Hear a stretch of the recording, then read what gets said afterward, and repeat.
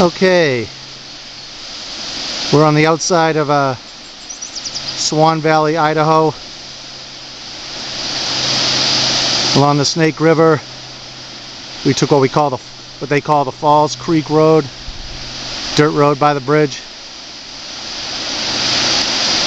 It's hard to see these falls.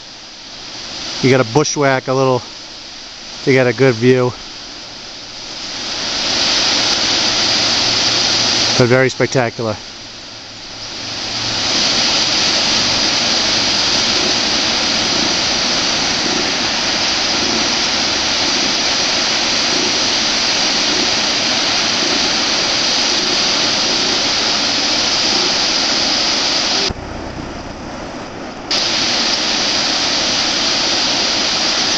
All right.